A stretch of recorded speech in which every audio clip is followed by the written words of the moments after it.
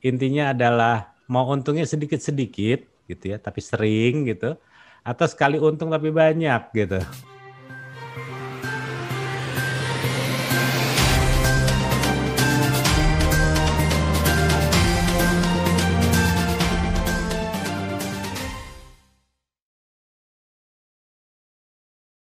Oke, baiklah Bapak dan Ibu. Kita bisa langsung untuk mulai webinar hari ini. Kepada Bapak Reja Aswin, waktu dan tempatnya kami persilahkan. Oke, selamat sore. Terima kasih Pak Joshua, terima kasih Mbak Eka. Sama-sama Pak. Sama-sama Pak. Oke, Bapak dan Ibu sudah terdengar mungkin ya. Terima kasih dan selamat sore buat Pak Teguh, juga Pak Siun, Pak Binawan, lalu Pak Karyana, juga Pak Iskandar. Ada juga nanti Pak Adi dan banyak lagi. Terima kasih banyak sudah bergabung di webinar untuk sore ini. Kita akan coba membahas masalah trading. Trading itu banyak sekali trader mengatakan bahwa saya itu kalau trading kepinginnya short term. Dan satu lagi kepinginnya long term. Tapi yang satu lagi ada yang di tengah-tengah gitu. Biasanya ngomong saya kepinginnya medium. Kalau yang medium ini menurut saya nggak jelas gitu. Dia mau cepat apa mau lama gitu. Oke, lalu Pak Adi memang orangnya agak tertib sehingga waktu bertanya belum ada, beliau sudah ngechat ke saya mana yang lebih aman, short term dengan lot lebih besar atau long term dengan lot yang lebih kecil. Pertanyaannya bagus sekali dan pertanyaannya mudah, jawabannya yang susah. Oke. Baik. Kita keep dulu kali Pak ya. Iya, lalu beliau juga ngasih catatan bahwa maksudnya buat nanti aja Om gitu, takut lupa katanya. Iya, Okay. iya. Nggak apa-apa Pak Adi. Kita di sini sharing kok. Kita di sini bukan untuk ngajari Bapak dan Ibu, karena kami tahu Bapak dan Ibu sudah sangat berpengalaman di bidang trading baik forex maupun saham tentunya. Kita akan mencoba mengupas sedikit dan akan lebih menarik apabila Bapak dan Ibu, yuk coba kita ngechat bareng, kita interaktif. Bapak dan Ibu biasa chat. Saya akan coba satu pertanyaan. Untungnya sedikit-sedikit atau sekali untung banyak? Yuk Bapak dan Ibu kalau punya pendapat, kalau punya jawaban, silahkan di chat. Lalu intinya adalah mau untungnya sedikit-sedikit gitu ya, tapi sering gitu, atau sekali untung tapi banyak gitu. Pak Binawan sedikit-sedikit tapi rutin. Lalu Pak Bagus Pepi sedikit-sedikit rutin. Pak Laurentius sekali banyak katanya. Ahmad untung sedikit dan banyak gitu. Bapak Agung gitu juga banyak dan rutin, dan Pak Sam ketawa doang gitu. Oke, apapun itu terima kasih banyak. Tapi yang jelas semuanya menginginkan sesuatu yang sedikit dan ujungnya lama-lama jadi bukit, kata Pak Hop Ringo. Bapak dan Ibu, saya nggak lihat di sini gitu ada yang ngechat bilang rugi gitu, nggak mau gitu. Semuanya pasti mengatakan kepingin untung. Dan yang penting tentunya adalah mau untungnya kecil atau besar, itu yang penting konsisten. Jadi trading forex itu harusnya untungnya itu konsisten. Yang lebih baik memang konsisten dan besar tentunya. Walaupun ini agak sulit, tetapi inilah yang diinginkan oleh semua trader yang ada. Permasalahannya adalah kita harus dihadapkan kepada suatu masalah. Anda mau jangka pendek, jangka panjang. gitu ya. Jangan ngomong yang medium, itu biasanya nggak jelas tuh. Jadi kalau ada cerita gitu, ada kucing dari Rusia gitu datang ke Indonesia, kucingnya mati gitu. Pas ditanya kenapa mati, karena kucing ini biasa makan tikus warnanya putih, kalau enggak hitam. Di Indonesia tikusnya abu-abu, jadinya nggak bisa dimakan sama kucingnya, nggak bisa ditangkap. Lihatlah suatu masalah itu A dan B. Kadang-kadang kita tidak melihat itu, sehingga kadang-kadang kita sendiri nggak tahu kita akan ada berada yang di mana. Kadang-kadang kita jadi long term, kadang-kadang kita jadi short term. Ini yang jadi permasalahan ke depannya. Yuk kita bahas dulu Bapak dan Ibu, bagaimana dengan jangka pendek atau short term. Terakhir kali saya ketemu Pak Adi Murbini dan kita ngobrol banyak masalah jangka pendek. Hampir semua trader di dunia gitu ya menggunakan teknik scalper yang paling senang dia. Mengapa? Karena itu ada SL-nya, ada TP-nya. Dan sederhana, tidak menggunakan fundamental tentunya, dan hanya menggunakan grafik. Permasalahannya adalah ini yang sering dikatakan sebagai sniper. Bapak dan Ibu, kalau kita lihat, sniper itu menembak cukup satu kali di dalam suatu medan perang. Dan satu peluru tersebut harus dapat mematikan musuh minimal satu. Nggak boleh ada peluru yang meleset. Mengapa? Kalau terjadi meleset, maka musuhnya akan menyerang. Dan kemungkinan besar snipernya ini akan repot. Begitu juga dengan trading. Apabila kita mau menjadi scalper, tentunya kita harus punya mental yang baik, punya disiplin yang tinggi, punya metode yang cukup tinggi akuratnya.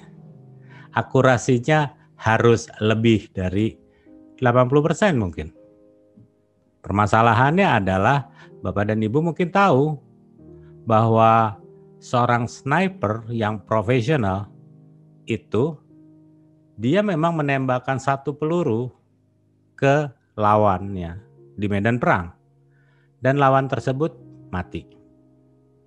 Tapi tahukah Bapak dan Ibu berapa ribu peluru dihabiskan oleh sniper ini untuk latihan sebelum dia berangkat perang dan sebelum dia menjadi seorang profesional? Bapak dan Ibu, kadang kita lupa bahwa kita maunya saja seperti sniper, kita maunya saja seperti scalper, tapi kita nggak pernah mau berlatih seperti mereka. Sehingga mau tidak mau ujungnya pada saat perang kita selalu merubah diri kita dari sniper menjadi orang yang ada di belakang senapan mesin, yang tidak mengeluarkan peluru satu-satu, tapi sekali tembak langsung 12, 14 gitu. Dan ini yang terjadi akhirnya pada saat kita menembak sasaran, kita bukan menembaknya dengan peluru satu, tetapi kita melemparkannya dengan berbagai macam amunisi, bahkan bom kita lemparin. Permasalahannya adalah sasarannya salah, sehingga musuh tentunya akan menyerang balik.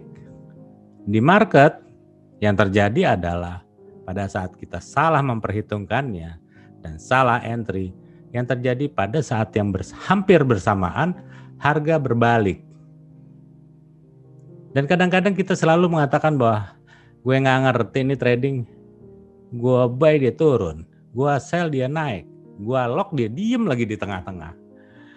Kata-kata ini sebenarnya sering banget terjadi di dalam trading kita sehari-hari. Kenapa? Karena sebenarnya kalau kita memutuskan untuk jadi scalper itu harusnya bukan untuk pemula. Bapak dan Ibu yang masih menjadi seorang pemula, yang mengetahui bisnis ini belum berapa lama, belum sampai setahun, Pak, Bu, sebaiknya jangan pernah berpikir Anda ingin menjadi seorang scalper. Mengapa demikian? Karena scalper itu perlu suatu kedisiplinan yang tinggi.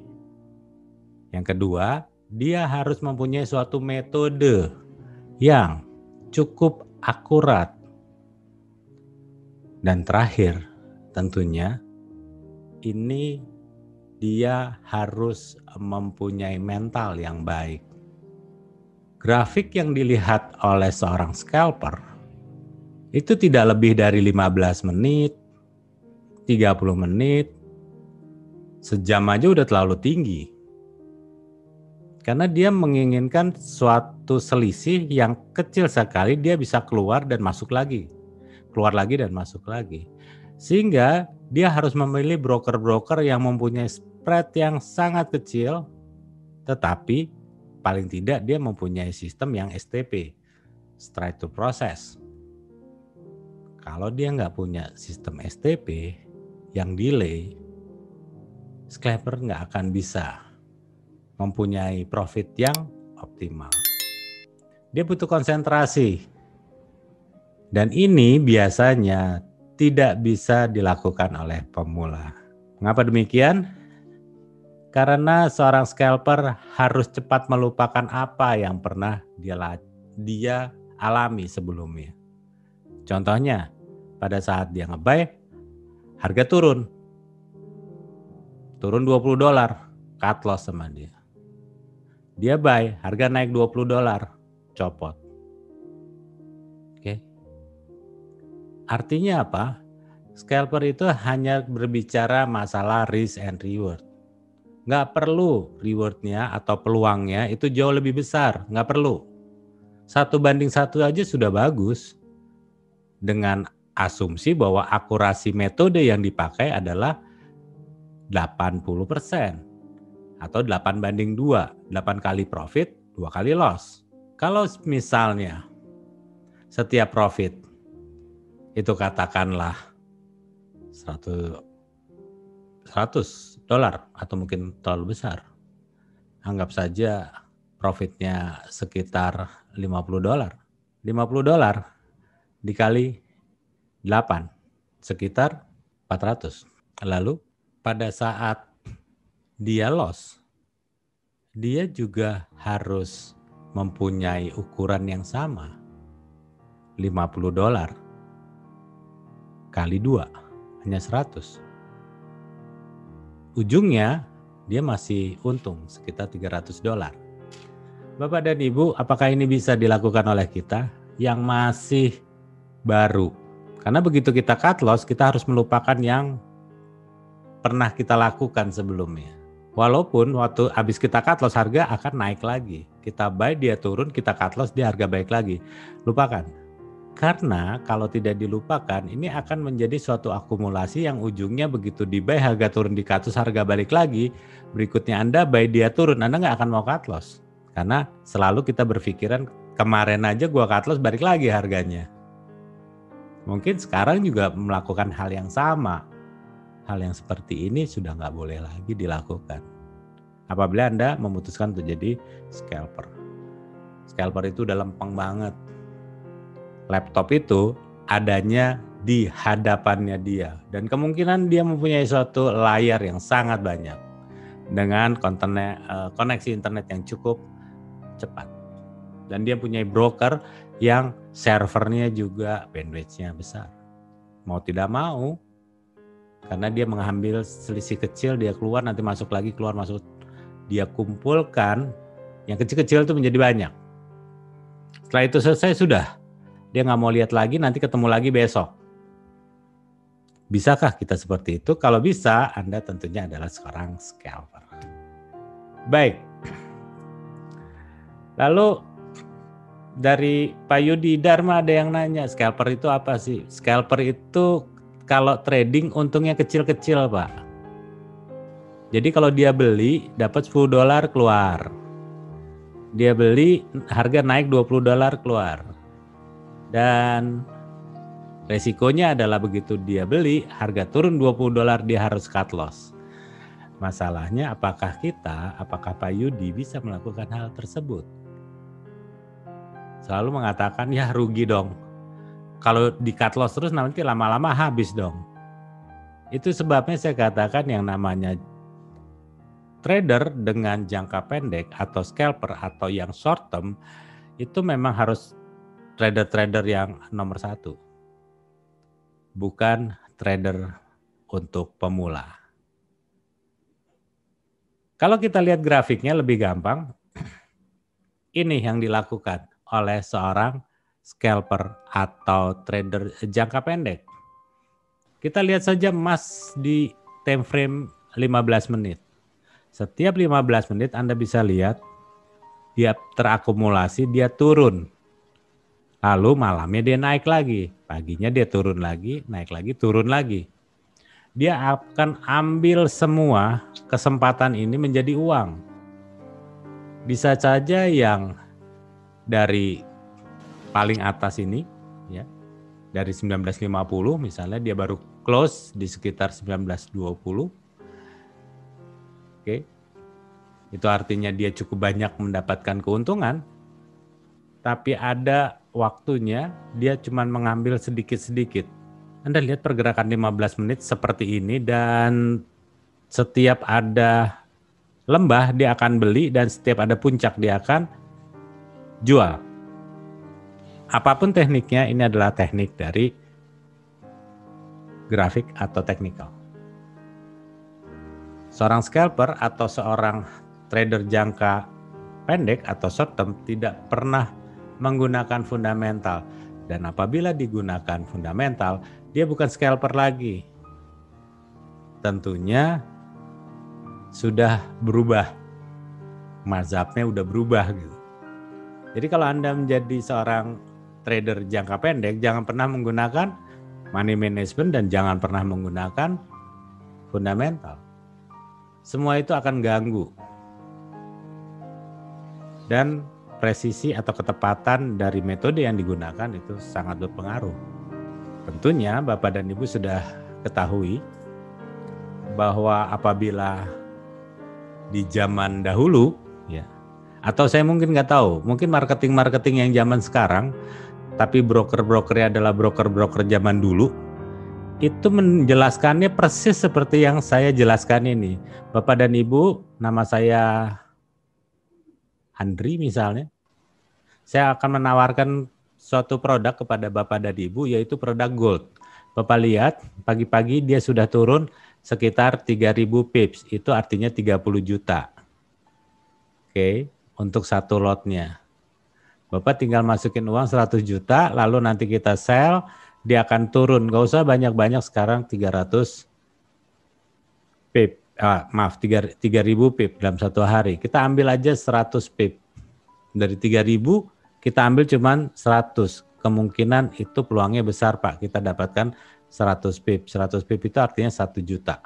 Bapak bisa bayangkan setiap hari kita melihat grafik ini naik turun 2 kali kita open posisi 1 juta, 1 juta. Satu hari kita dapat 2 juta Pak. Kali 25 hari kita dapat 50 juta. Dan itu jauh lebih bagus dibandingkan Bapak dan Ibu taruh uang di deposito. Kalau sampai masih ada cara seperti ini yang datang ke Bapak dan Ibu dan menawarkan produknya seperti yang saya tawarkan barusan dan Ibu dan Bapak mulai oke, gitu ya. Hati-hati. Sebenarnya Anda sudah mulai ditipu gitu. Karena grafik yang dikasih tahu ke Anda itu memang sudah jadi, sudah gampang. Karena sudah kelihatan dia turun, lalu naik, turun lagi, dia naik. Jadi tinggal di sell, di buy, di sell, di buy, di sell, di buy, dan seterusnya. Dan nanti tinggal diukur. Turunnya $3.000, turunnya $3.000 atau 3.000 pip. Itu sekitar 30 juta. Kita cuma ngambil kira-kira nggak usah setengahnya Bapak dan Ibu, kita ambil cuman 1 juta saja. Dari 3.000 kita cuma ngambil $100. Itu pasti mungkin. Nah, dari pergerakan tersebut kita bisa ngambil 1-2 juta rupiah per hari. Apabila Bapak dan Ibu mulai terpengaruh dengan omongan marketing atau konsultan yang menawarkan bisnis forex dengan cara seperti itu, ada baiknya Bapak dan Ibu mengatakan bahwa yuk kita pelajari dulu gitu. Dan keesokan harinya marketing atau konsultan tersebut akan mengirimkan SMS, akan mengirimkan WA, akan mengirimkan Telegram. Nggak tahu dapatnya dari mana nomornya kita. Dengan mengatakan bahwa hari ini gold sudah naik dari 19.00 ke 19.20. Itu artinya kalau kita taruh satu lot kita sudah untung 20 juta atau 2.000 dolar. Anggap saja kita tidak ambil 2.000 dolarnya Pak Bu, kita ambil cuman 200 dolarnya. Pagi hari kita sudah dapat 2 juta rupiah dan apabila dikalikan dengan 25 hari kita dapat 50 juta rupiah. Yuk Bapak Ibu mulai bergabung dengan kami. Nama Andri, nomor telepon sekian. Bukankah itu yang selalu ada di handphone Bapak dan Ibu akhir-akhir ini? Mereka adalah scalper. Metodenya nggak salah. Tradernya nggak salah. Yang salah apanya? Yang salah adalah mereka masih trader baru.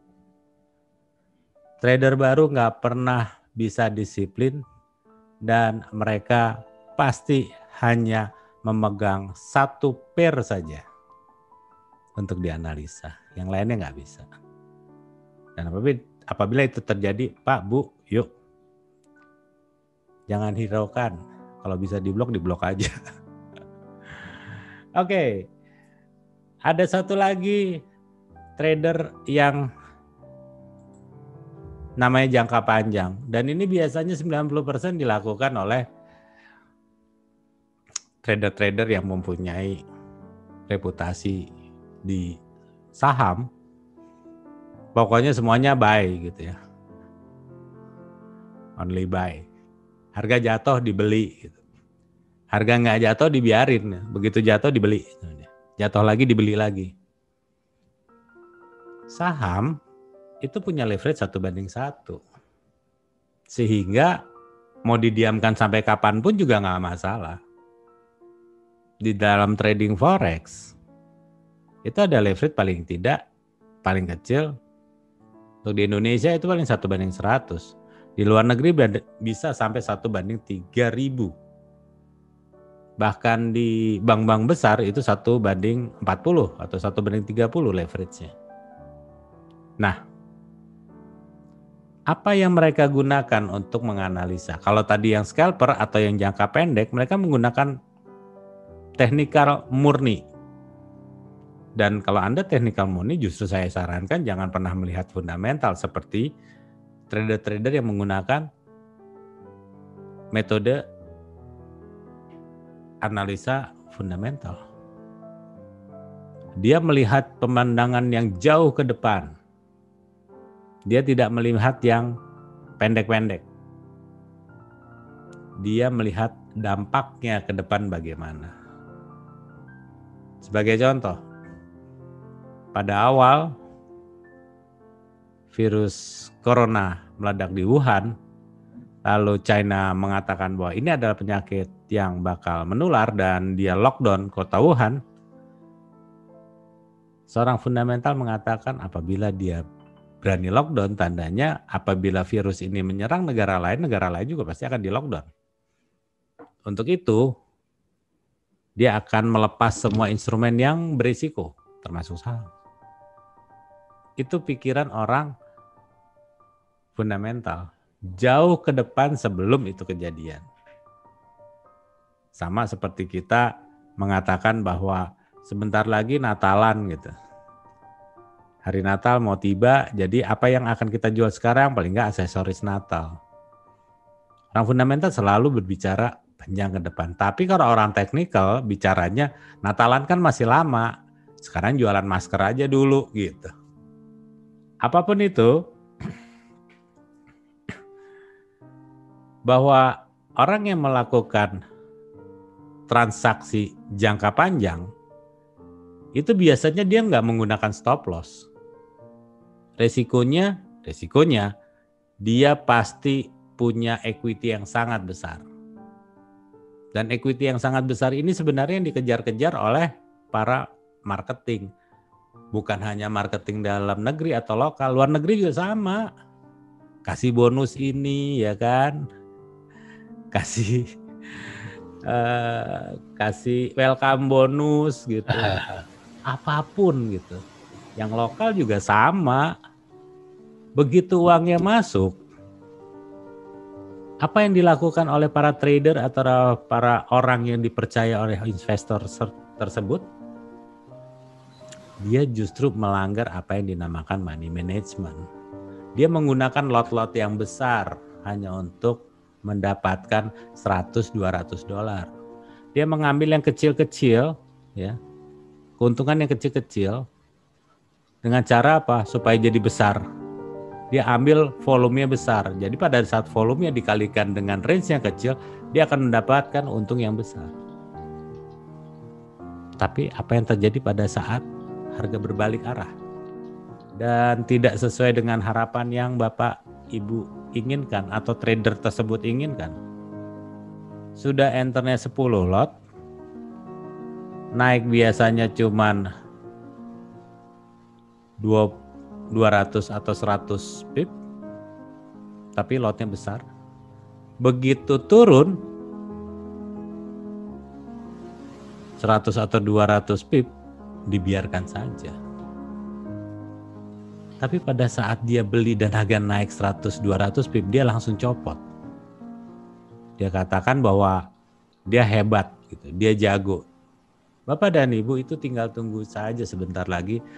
Trader yang mencampurkan antara trading jangka pendek dengan jangka panjang jadi satu, itu nggak akan pernah terjadi. Mengapa demikian? Karena pada saat dia untung dapatnya dikit-dikit, pada saat dia rugi dapatnya besar-besar. Nggak pernah bisa nutup. Dan biasanya orang yang trader jangka panjang ini itu nggak perlu sekolah tinggi-tinggi sebenarnya. Dia cukup dengan equity yang besar, dengan ukuran lot yang sangat kecil, itu aja udah aman sebenarnya. Tidak usah terlalu banyak berbicara masalah fundamental dan nggak berbicara masalah teknikal, nggak usah terlalu detail. Ini sudah bisa, semua orang bisa. Kenapa? Karena uangnya cukup.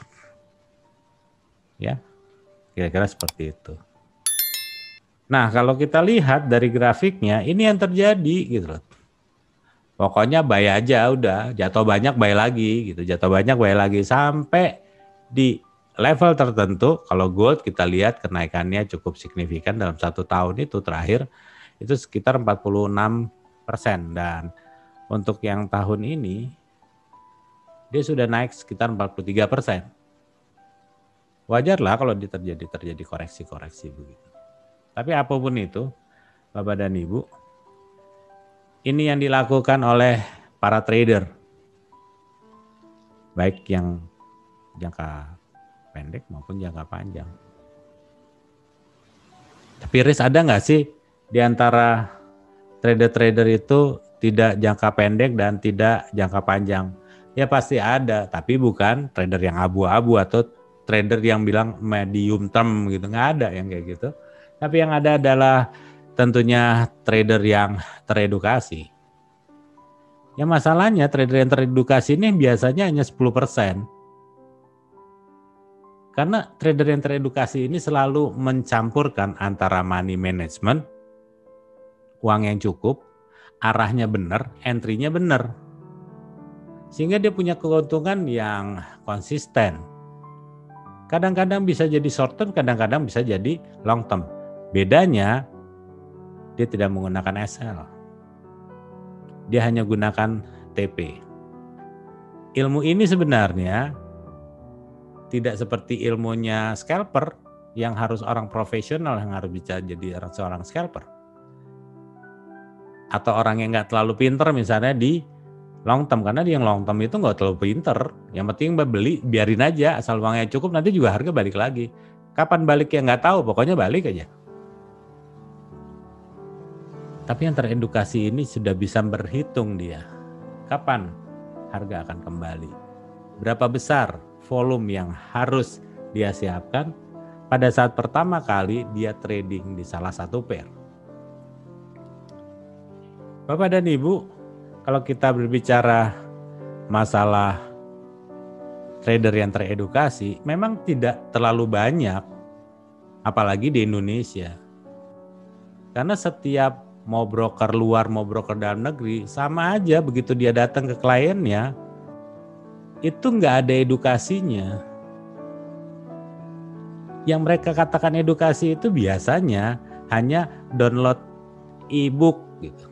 Silakan isi e-book gratis gitu.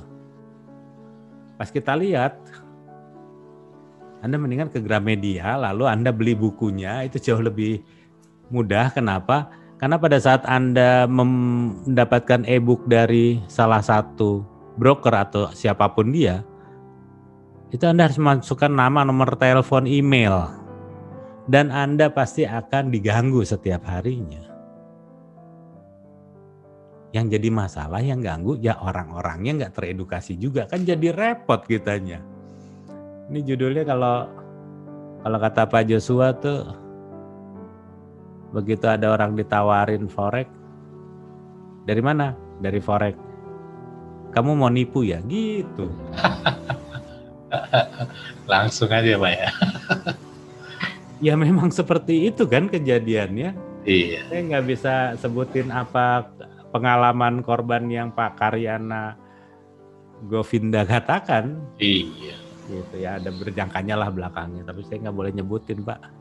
Apapun itu, tetapi yang jelas bahwa forex itu memang saat ini itu sedang naik daun. Kenapa? Karena bisnis di Indonesia maupun di dunia itu nggak ada yang benar semuanya.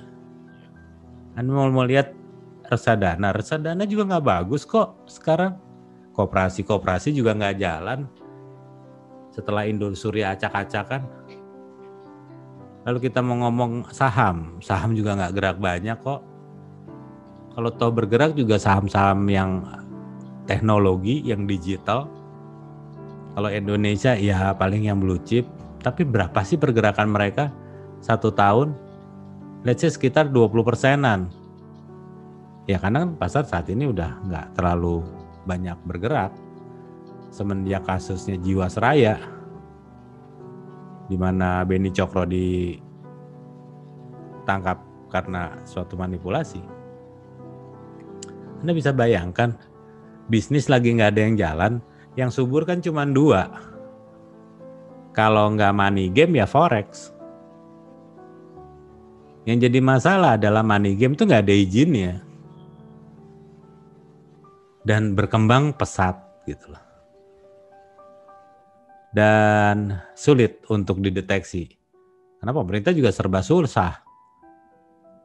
Karena pihak keamanan tentunya aparat mengatakan bahwa kalau ada laporan dirugikan, baru mereka akan bertindak. Sementara yang namanya Ponzi itu ya mereka nggak bakal rugi lah kalau masih banyak yang setor uang. Justru Ponzi itu akan hilang apabila kita rame-rame ambil dananya. Dia tidak bisa memutarkan uangnya lagi. Bapak dan Ibu, kalau kita berbicara masalah yang subur, itu hanya money game dan forex. Dan forex mempunyai orang atau sumber daya manusia yang menurut saya tidak teredukasi dengan baik. Sehingga mereka punya konsultan, mereka punya marketing, mereka punya mentor yang katanya tersertifikasi gitu. Tapi Bapak dan Ibu bisa tahu bahwa mereka dapat menghabiskan uang Bapak dan Ibu dengan hanya mengatakan mohon maaf. Pasar nggak ada yang tahu. Kalau nggak naik, dia turun. Padahal waktu dia datang, dia menceritakannya dengan gamblang, dengan mudahnya. Masuk saja, baik nanti kalau naik kita. Tapi pada saat uangnya sudah masuk, seminggu, 2 minggu aman, minggu ketiga mulai di locking, minggu keempat itu udah habis kalau nggak di top up. Begitu di top up pasti habis lagi. Nah, karena yang trader teredukasi ini sangat sedikit, ya. Biasanya trader ini justru yang paling nyaman kalau trading, nggak ribet. Kenapa nggak ribet? Dia bisa jangka pendek, bisa jangka panjang, bisa yang di tengah-tengah gitu. Bisa se-daily trade bisa, mingguan juga bisa. Tapi yang jelas setiap bulan dia pasti akan membukukan satu keuntungan dan ini biasanya konsisten. Mengapa demikian? Karena dia menggunakan uang yang cukup gitu loh.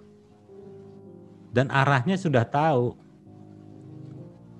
Kebodohan trader adalah saat mereka mengatakan bahwa habis gimana ya Pak? Kan pasar nggak ada yang tahu. Dia bisa naik, bisa turun. Bro, kalau nggak bisa tahu arah market mau kemana, ada baiknya Anda jangan trading gitu loh. Hanya orang bodoh yang nggak ngerti mau kemana dan dia trading. Karena kalau orang pinter dia nggak ngerti arah kemana, dia nggak akan trading.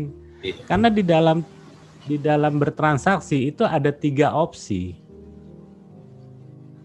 Dan trader kaleng-kaleng itu cuma mengenal 2 opsi, yaitu buy atau sell. Yang teredukasi kenal satu lagi yang namanya wait and see. Wait and see ini adalah suatu pilihan apabila suatu harga itu tidak mendukung antara faktor fundamentalnya sama teknikalnya itu tidak searah. Trader yang baru kemarin jadi trader karena ada COVID-19 selalu mengatakan bahwa fundamental nggak penting. Dan lebih bodohnya lagi ada yang mengatakan bahwa kalau ada berita besar sebaiknya kita nggak trading. Lah itu mau cari sideways ya bos. Kalau nyari sideways mah nenek-nenek stroke juga bisa. Nggak usah yuk pakai pengalaman yang banyak gitu ya. Nggak perlu gelar yang panjang. Justru seorang analis, seorang konsultan, seorang marketing itu harus lebih smart di bisnis ini, tapi juga punya etika untuk mendidik kliennya. Yang jelas adalah trader yang teredukasi itu biasanya sebelum dia masuk di bisnis ini, dia sudah masuk ke dalam suatu pelatihan. Sehingga apapun yang terjadi, separah apapun, dia sudah melihat garis besarnya mau kemana. Dia melihat arah market besarnya itu bukan dari grafik. Dia bisa melihat arah besarnya itu dari fundamental yang terjadi. Banyak di dalam buku-buku mengatakan bahwa semua yang ada di dalam candle itu sudah tercantum atau tergambar dari candle-candle tersebut. Pola candle itu sudah Anda hafalkan ya. Itu sudah ada maksud-maksudnya. Saya cuma katakan sama Anda sekali lagi bahwa bos itu zaman dulu, zaman sekarang itu nggak laku. Yang nemu candlestick aja 100 kali trading menang. Kalau sekarang disuruh hidup lagi belum tentu menang bos. Kenapa demikian? Zaman dulu pasarnya masih kecil. Zaman dulu volumenya masih kecil. Zaman dulu nggak banyak intervensi. Dan zaman dulu nggak banyak kepentingan di dalamnya. Saat ini Anda bisa lihat kan, Amerika, suatu negara adidaya yang punya data ekonomi tidak terlalu bagus. Dan dia saat ini sedang diserang virus corona. Oke. Logikanya dari mana bisa Dow Jones-nya naik, Nasdaq-nya naik? Kenaikan itu merupakan suatu koreksi untuk dia turun. Sampai hari ini nggak turun-turun, bos. Kenapa gitu? Karena pada prinsipnya kepentingannya sudah banyak sekali gitu. Dan yang mengendalikan pasar besarnya tentu adalah government dan central bank. kebayang Anda masih mengatakan bahwa yang mengendalikan pasar adalah hedge fund gitu loh. Institusi. Bos, berapa banyak institusi punya uang? Nyampe 10 triliun US dollar per hari? Nggak ada. Yang paling gampang untuk menggoyang pasar bukan pakai uang. Yang menggoyang pasar paling gampang pakai berita. Dan itu jauh lebih murah. Dan itu yang membuat berapa banyak bearish engulfing tidak jatuh. Dan itu hanya bisa dijawab oleh apa? Oleh fundamental tentunya. Yuk Bapak dan Ibu, kalau kita intisarikan adalah kalau trading jangka pendek memang modalnya kecil. Ini yang disenangi oleh para pemula. Tapi ini juga yang disenangi oleh para broker. Dengan uang yang kecil Anda nggak pernah bisa menang. Kalau Anda mau dengan uang yang kecil dan mengatakan, Riz, gue mau trading pakai uang yang kecil. Nanti kalau udah pinter, gue baru pakai uang yang besar. Kebalik bos. Yang ada, Anda kalau mau belajar, pakai uang yang benar. Yang hitungannya yang benar. Kalau udah pinter, modalnya dikecilin. Mengapa dikecilin? Karena bisnis ini resikonya gede. Jangan dibalik. Dan kalau trading jangka pendek, itu biasanya gunakan technical dan biasanya profitnya kecil-kecil, tapi sekali hilang gede-gede. Tapi kalau orang yang profesional, dapatnya kecil, ya hilangnya juga kecil. Itu butuh waktu. Seperti yang dikatakan Pak Adi Murbini, seorang sniper bisa menembakkan satu pelurunya ke lawannya di medan perang, cuman satu aja. Tapi pernahkah kita tahu ribuan peluru ditembakkan pada saat dia latihan? Pernah nggak kita melakukan latihan? Nggak lucu pakai demo soalnya nggak ada adrenalinnya. Nah itulah yang diambil oleh broker karena kita nggak pernah mau demo dan kita nggak pernah mau belajar. Kita nggak mau pernah masuk latihan. Terus pelatihan yang bagus kayak gimana ya? Nah nanti Pak Joshua nanti bisa tulis gimana sih cari pelatihan atau cari mentor yang benar di forex itu gimana sih ciri-cirinya untuk minggu depan ya Pak ya? Siap Pak. Oke. Dan biasanya yang namanya trading jangka pendek itu sifatnya harian. Selesai nggak selesai kumpulin. Biasanya juga tuh kalau yang trader-trader profesional seperti itu, yang dia menggunakan technical nggak usah pakai fundamental, ya udah cuma segitu. Konsisten aja dia berusaha menjadi robot gitu loh. Oke, dan dia selalu mengharapkan kalau bisa dia berada di market yang sideways. Yang bolak-balik, bukan searah. Tapi kalau ada searah dia bisa baca ya dia jackpot itu biasanya. Trader jangka pendek biasanya digunakan TP MSL. Dan tidak dilepas SL-nya dan tidak dilepas juga TP-nya. Dan dia punya target. Dia selalu ada di depan laptop. Dan sekali lagi saya katakan ini untuk profesional dan tidak untuk semua orang. Bagaimana dengan trader yang untuk jangka panjang? Dia modalnya besar. Karena dia juga mengharapkan profit yang besar walaupun waktunya lama. Biasanya dia nggak gunakan technical yang rumit-rumit, sederhana aja karena dia menggunakan fundamental untuk menentukan arahnya. Biasanya dia pakainya weekly. Seminggu kelar, 2 minggu kelar, sebulan kelar gitu. Biasanya digunakan TP dan nggak pernah gunakan stop loss. Yang jangka panjang ini nggak pernah dimonitor, dibiarin aja gitu loh. Pokoknya kalau nggak profit nggak dibuang. Kalau salah gimana? Kalau salah biasanya trader jangka panjang dia punya analis-analis yang cukup baik. Dan ini hanya untuk investor. Trading jangka panjang ini untuk investor. Kalau trader suruh jangka panjang, waduh muntah-muntah itu. Di rumah nggak ada kerjaan ya trading lah. Kalau investor kan banyak kerjaan, sibuk, nggak sempet trading. Jadi dia kepinginnya yang panjang-panjang. Dan satu lagi yang trading yang teredukasi. Ini modalnya nggak kecil, nggak gede. Dia harus optimal modalnya.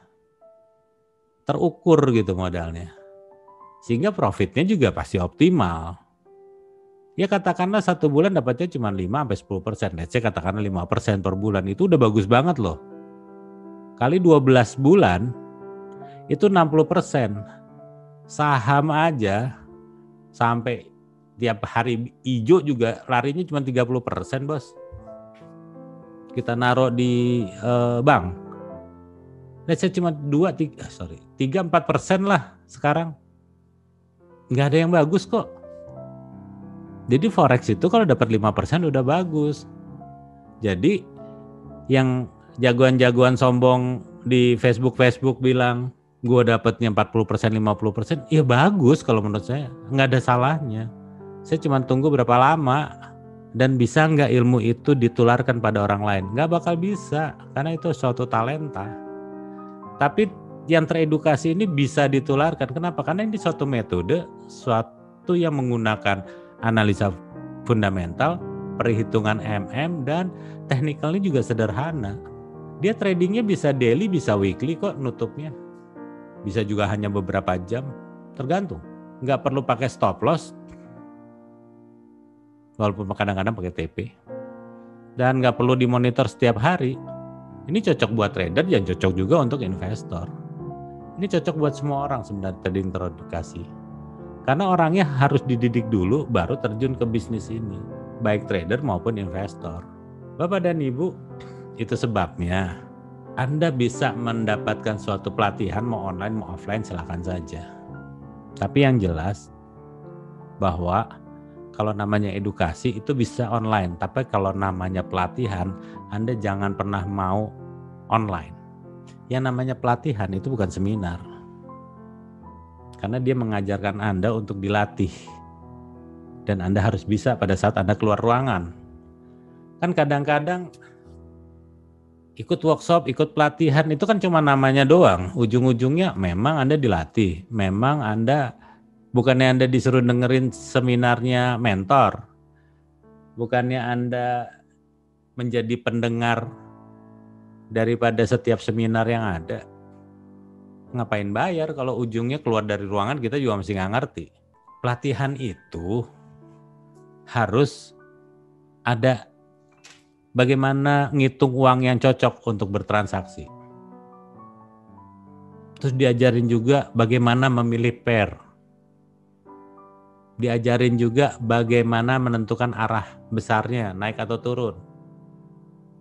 Baru setelah itu analisa teknikalnya hanya untuk entry dan exit.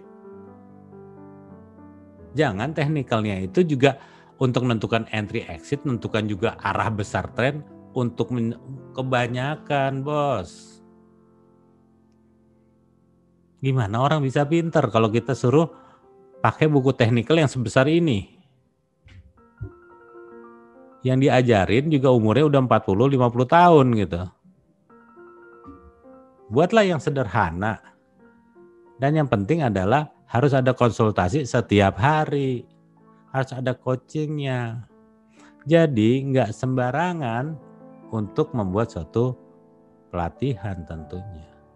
Mungkin ini adalah suatu bentuk alur. Mulai dari pengenalan forex sampai pelatihan forex. Ada 6 item yang Bapak dan Ibu bisa bandingkan dengan yang lain. Saya nggak mengatakan Anda harus masuk Imperium Strategi, nggak juga gitu.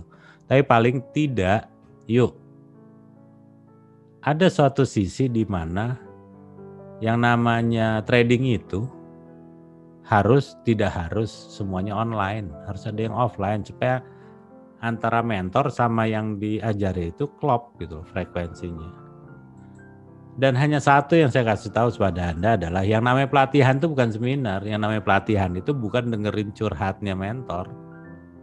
Bukan mendengarkan kisah sedihnya mentor atau kisah hebatnya mentor dan ngasih tahu, ini loh saya trading seperti ini. Ulangin aja bos kalau bisa. Apapun itu, Pak, Bu, kita harus pastikan Bapak dan Ibu pas saat keluar dari ruangan, Anda sudah mewarisi semua ilmu yang dipunyai mentor. Itu yang penting. Sehingga itu mau 1 orang mau sampai 40 orang itu harus terdistribusi semuanya. Apapun itu kegiatan kami ada di Imperium Strategi TV, ada di YouTube, Anda bisa lihat kok semuanya. Dan apabila Anda belum punya waktu untuk mendengarkan ini semua, Anda bisa lihat nanti di rekamannya yang kami putarkan di YouTube. Saat ini member kami selama 3 tahun terakhir plus minus sekitar 300 orang, mulai dari Singapura, Taiwan, Jakarta, Bandung, Semarang, Jogja, Surabaya, Bali, Batam, Samarinda, Balikpapan, dan Toraja. Nextnya kita akan masuk Palembang, Lampung, Aceh, Makassar, dan Manado tentunya. Dan apabila ada yang dari Irian Jaya, kami juga ingin ke sana tentunya. Bapak dan Ibu, ada baiknya investasikan waktu Anda sebelum Anda mulai investasikan uang Anda. Karena buat saya, saat ini cara paling sulit untuk cari uang, dan biasanya banyak sekali money game atau forex yang memanfaatkan kesulitan Bapak dan Ibu dengan memberikan suatu harapan, akhirnya Bapak dan Ibu terjebak sama money game atau broko-broko yang nakal. Mau dalam luar negeri sama aja kok. Apapun itu, yuk mengerti akan jauh lebih baik daripada sekedar tahu. Anda tahu harga mau turun, tapi nggak ngerti kenapa turun. Anda tahu sesuatu yang namanya Nasdaq itu akan turun, tapi Anda nggak ngerti kenapa harus turun. Ada baiknya kita banyak belajar. Oke, terima kasih Pak Joshua. Baik Kak, yuk kita buka sesi tanya jawab. Thank you. Ya, Baik. terima kasih Pak Reja untuk penjelasan dari tema webinar kita hari ini, yaitu tentang short term versus long term. Selanjutnya kita akan masuk ke sesi pertanyaan atau tanya jawab. Tapi Eka ingatkan kembali kepada Bapak dan Ibu yang di aplikasi Zoom-nya belum menggunakan nama Bapak atau Ibu untuk menggantinya dengan nama asli Bapak. Sudah masuk beberapa pertanyaan. Langsung saja Eka bacakan pertanyaan yang pertama. Pertanyaan yang pertama itu ada dari Bapak Adi Murbini. Pertanyaannya, mana yang lebih aman, short term dengan lot lebih besar atau long term dengan lot lebih kecil? Iya, Silakan, Pak baik. Reja. Baik, sebelum Pak Reza jawab, mungkin pertanyaan ini sangat bagus Pak, tapi akan lebih bagus jika kita bagi dulu short term, long term. Jadi mungkin lebih baik pertanyaannya begini untuk pendengar dan juga untuk kita semua. Kalau short term dengan lot lebih besar atau short term dengan lot lebih kecil? Silakan Pak. Short term dengan lot yang lebih besar atau long term dengan lot yang lebih kecil? Long term dengan lot yang lebih kecil. Mengapa demikian? Karena kita harus tahu dulu ujungnya pakai SL apa enggak gitu loh. Kalau nggak pakai SL tentunya adalah long term dengan lot yang lebih kecil. Tapi kalau menggunakan SL bagaimana? Kalau menggunakan SL tentunya pakai short term yang lotnya kecil. Lotnya besar. Itu jauh lebih efektif ya. Dan kalau untungnya lebih sering, tentunya ini tergantung sama metodenya, Pak.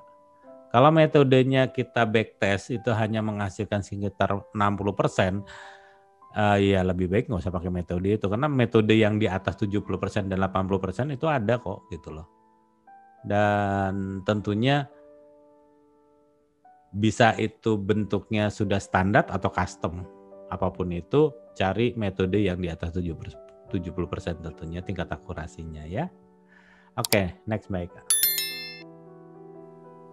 Oke, terima kasih Pak Reja sudah menjawab pertanyaan dari Bapak Adi Murbini. Selanjutnya ada pertanyaan dari Bapak Poltak. Pertanyaannya, bagaimana menjadi seorang sniper jangka pendek yang tepat sasaran karena sering udah kena tapi candle-nya langsung berbalik, Pak? Pak Poltak, selamat sore. Ini Bapak sebenarnya nanya apa ngetes ya sebenarnya? Bagaimana seorang sniper jangka pendek yang tepat sasaran karena sering sudah kena TP, candlenya langsung berbalik.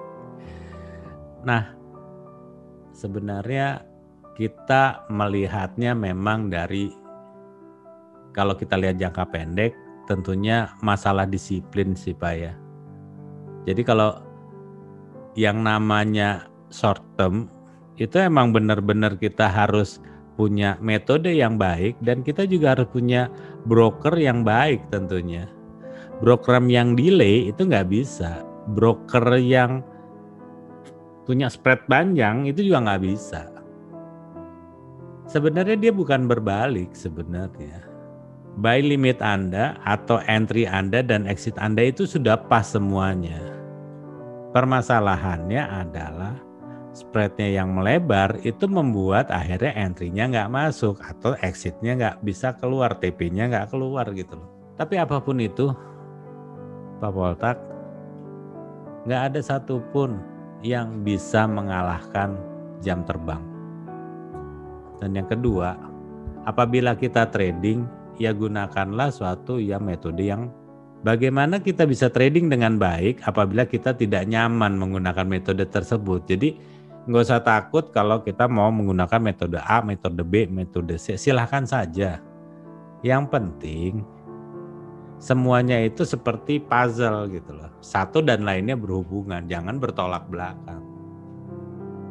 Kita kadang-kadang mempunyai ilmu yang sangat panjang dan banyak. Kadang-kadang akhirnya kita juga bingung masuknya lewat yang gimana nih, karena banyak banget gitu loh yang harus dipertimbangkan.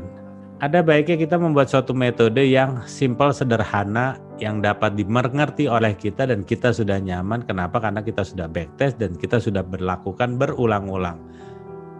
Seperti kata Pak Adi Murbini, bahwa kalau kita latihan itu memang ngabisin banyak waktu. Pada saat kita tempur, disitulah kita baru seriusnya. Nah kadang-kadang kita nggak mau latihan ya Pak ya, sehingga kadang-kadang kita maunya langsung ke account yang asli. Padahal disitulah awal mula kita mulai hancur sebenarnya. Jangan pernah meremehkan yang namanya account demo.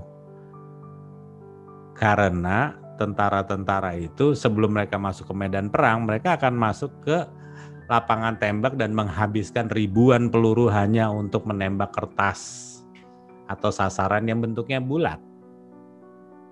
Walaupun bukan tahu bulat tentunya.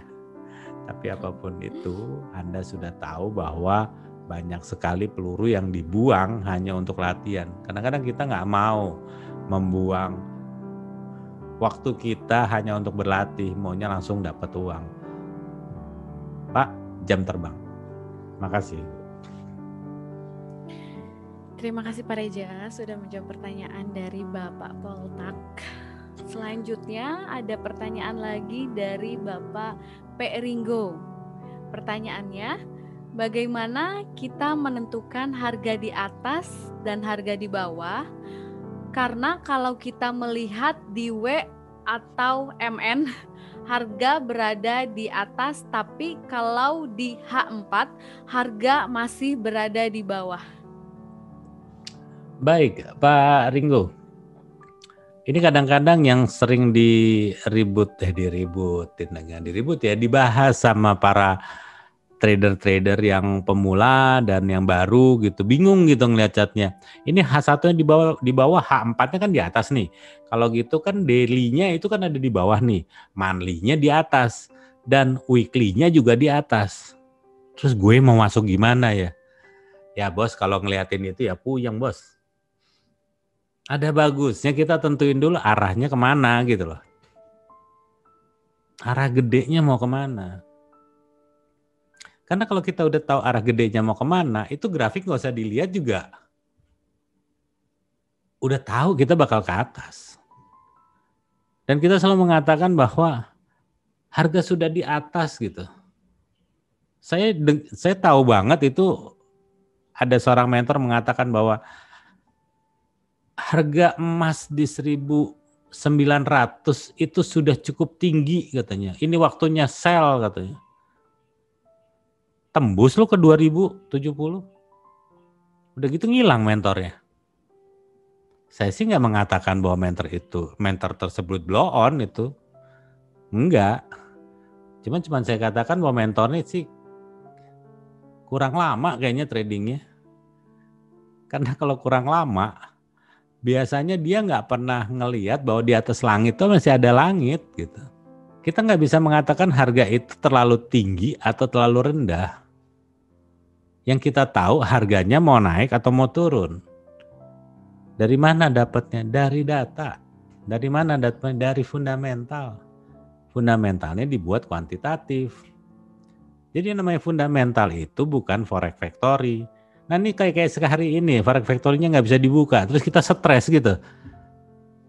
Enggak lah. Jago-jago fundamental mah nggak ngelihat dari forex factory aja bos.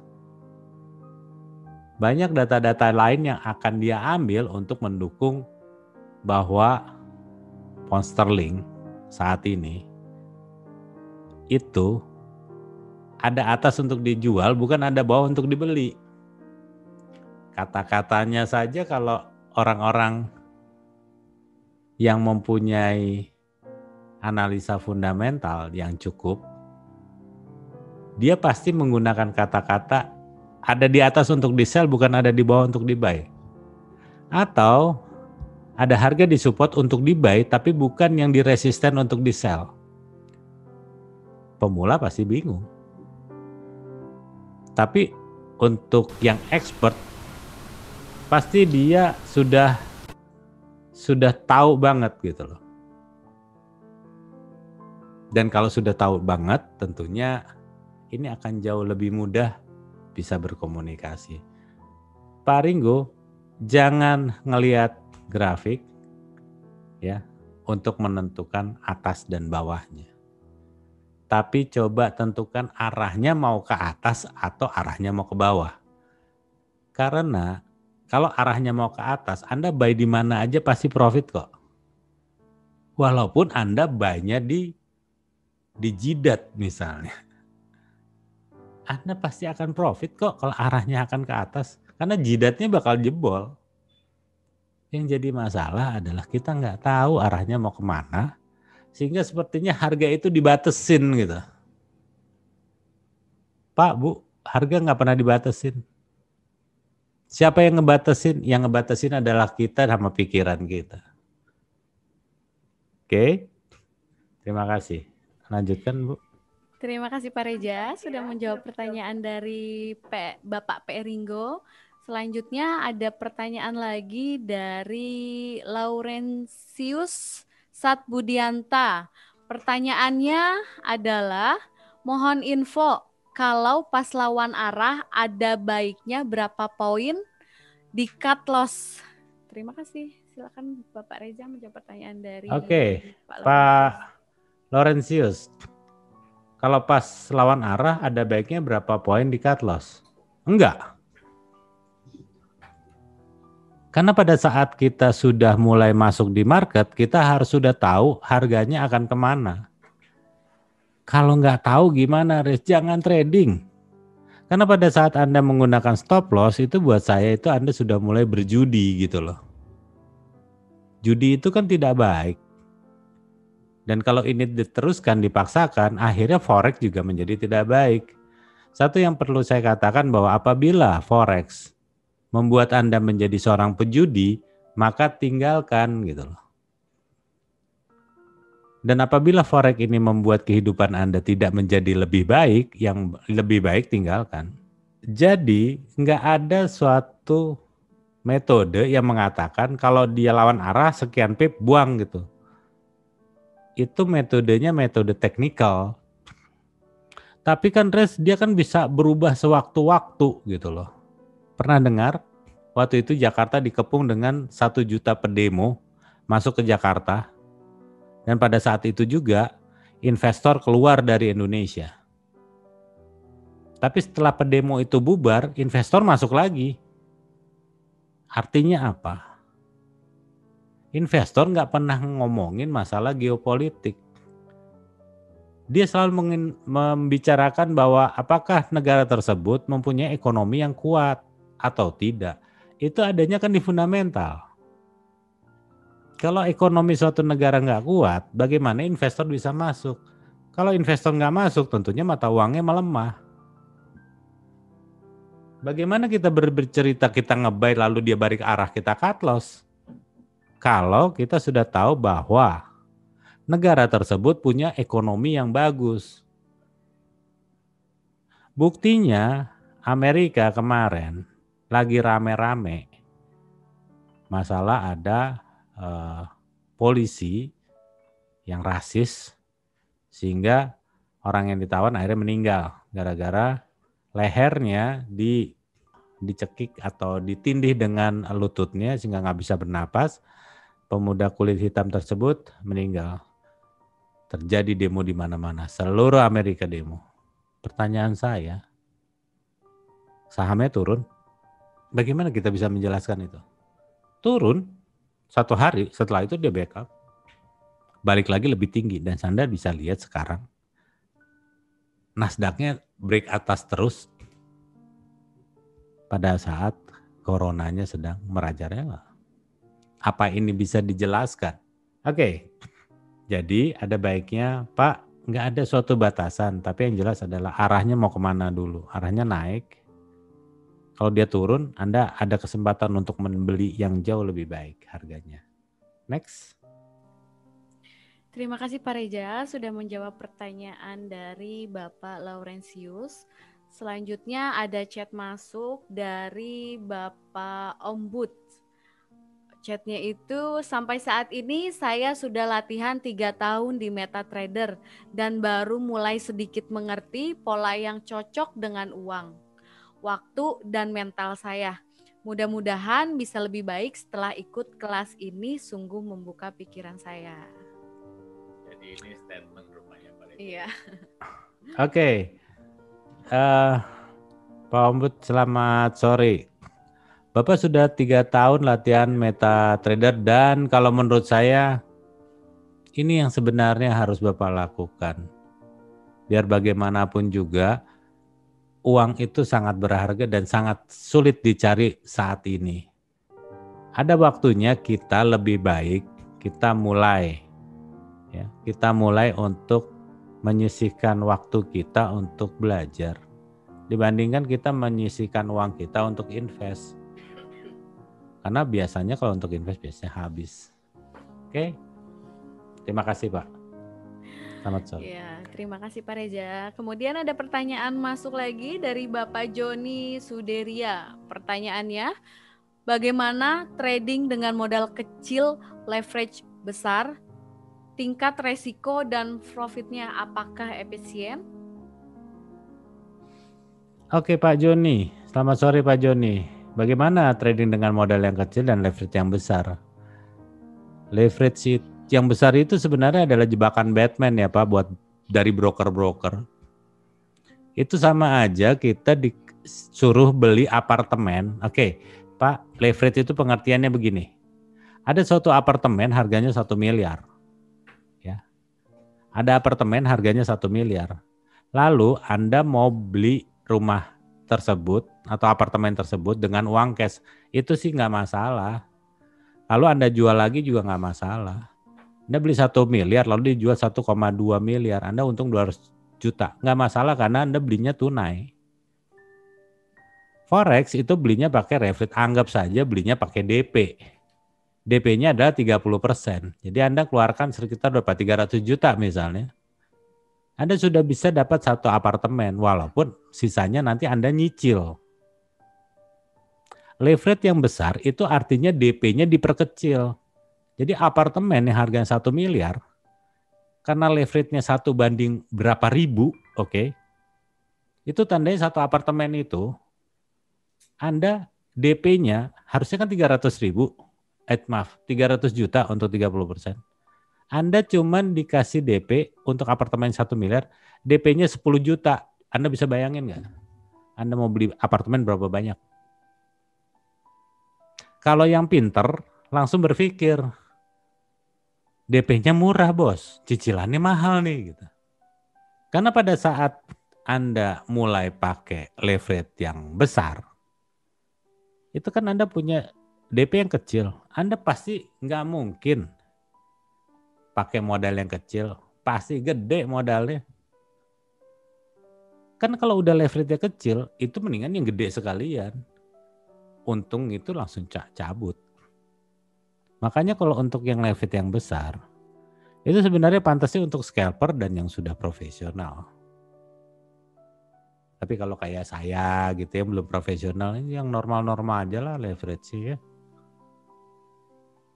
Kira-kira seperti itu. Itu jauh lebih aman kok, lebih terkontrol. Ya, modalnya juga yang optimum. Profitnya juga optimum. Tapi bisa tidur, bisa jalan-jalan. Nggak kayak pengemudi online yang harus tiap hari kita lihat handphone. Udah gitu loss lagi, udah gitu sakit lagi, udah gitu ngabisin rokok sampai 4 bungkus lagi. Untungnya $10 kan, itu mah udah nggak lucu. Baik, Bapak dan Ibu, nggak terasa ya, kayaknya udah 2 jam kita ngobrol-ngobrol. Bapak dan Ibu, saya mohon maaf sebelumnya kalau misalnya ada kata-kata yang kurang berkenan yang sempat terlontar dari perkataan kami semuanya. Tidak ada maksud untuk membuat Bapak dan Ibu merasa dizolimi gitu dengan kami, enggak. Itu sebenarnya adalah pengalaman kami yang sangat buruk, di mana kami bertransaksi 15 tahun yang lalu sampai hari ini. Dan 5 tahun pertama kami kehilangan belasan miliar rupiah di bisnis ini karena kebodohan kami, di mana kami nggak pernah belajar, dan kami belajar sama mentor-mentor yang menurut kami zaman dulu itu kaleng-kaleng banget gitu. Dan bodohnya kami, setelah kami ikut mentor tersebut, kami bayar dan mereka nggak ada edukasi lanjutannya, nggak ada maintenance-nya, nggak ada, sulit ditemui, dan sampai hari ini juga saya sudah nggak tahu lagi muka mereka seperti apa. Tapi yang jelas bahwa mereka hanya mengajarkan kami teknik-teknik trading jangka pendek, scalper. Yang sebenarnya scalper ini harus dilakukan oleh orang-orang yang profesional. Mereka hanya mengatakan scalper ini enak, modalnya kecil, pokoknya Anda tertib aja, Anda harus disiplin, Anda menggunakan teknikal ini, pokoknya kalau buy naik copot, buy turun copot, kasih stop loss. Dia nggak pernah tahu kalau kena stop loss 3 kali, itu kita kayaknya udah mulai lompat mau di jendela. Kenapa? Karena kita udah kehabisan uang cukup dalam di bisnis ini. Bapak dan Ibu, kita juga akhirnya ketemu dengan trader-trader yang jangka panjang, yang cuma naruh uang diemin aja gitu. Floatingnya banyak, dapatnya dikit. Yang apa bedanya dengan saham? Kita nggak pernah dapetin suatu edukasi yang menurut saya bisa secara logis menghitung berapa sih kebutuhan yang optimal. Bagaimana sih membaca market dengan baik. Dan bagaimana entry-nya tanpa kita takut. Dan ini harus bersifat universal, semua orang harus bisa. Dan setiap orang kepingin masuk ke bisnis ini dengan cara cepat dan ekspres. Nggak pernah ada.